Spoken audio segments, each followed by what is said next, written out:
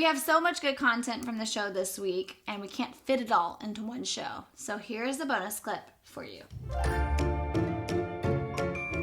Knowing what I know of you and what we've talked about at lunch that day and today, I know that you've had success in parenting and your relationship with your kids and what they're doing in the world, and also with the kids that you mentor every day. You're seeing some success with them too. So raising 3 little ones for me, 9, 5, and 2, what advice would you give me? Because I am always open. Right.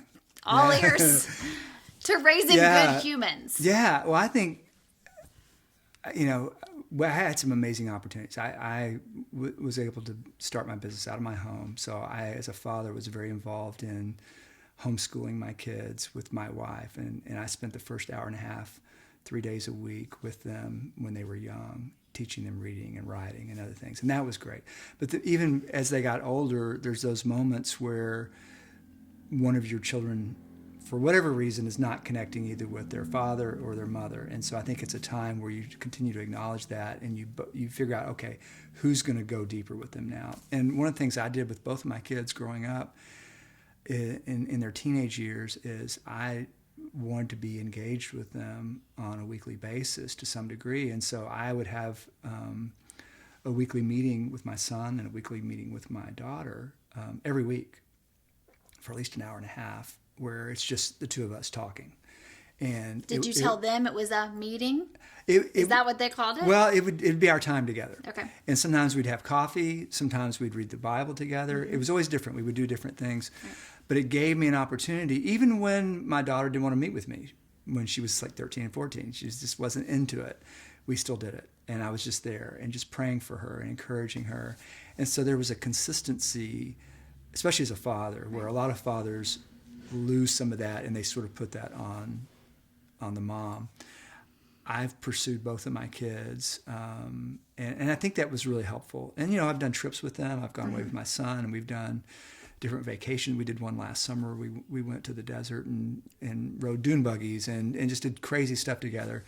And so I've tried to really find those opportunities where we go away and just have fun, but then where he'll just continue to stay open. Part of it, I think, is trying to have those moments of openness where they will disclose their life to you and their inner fears and thoughts to you, and where you can speak into those with the truth of the word and the truth of things you've learned from your own experience, and pray for them. And so not losing their hearts, not letting the culture or their friends captivate their hearts at the expense of their parents. I think there's something important about just staying in that, and sometimes you feel like it's gone. Like, will it come back? I know there was times between my wife and my daughter where it's like, she hates me. She doesn't know where to talk to me. And it's like, no, she doesn't. She's going to come back. She's going to be.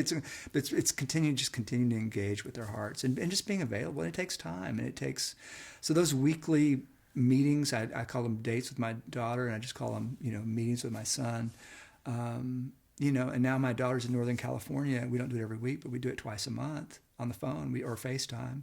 And my son and I, when he's home, we'll do it every week. He travels a lot now, but we'll still have a lot of Saturdays together. Mm-hmm. That's a key part of it. Right. I think that's chasing them, digging in, pursuing them, just not letting them go. Yeah.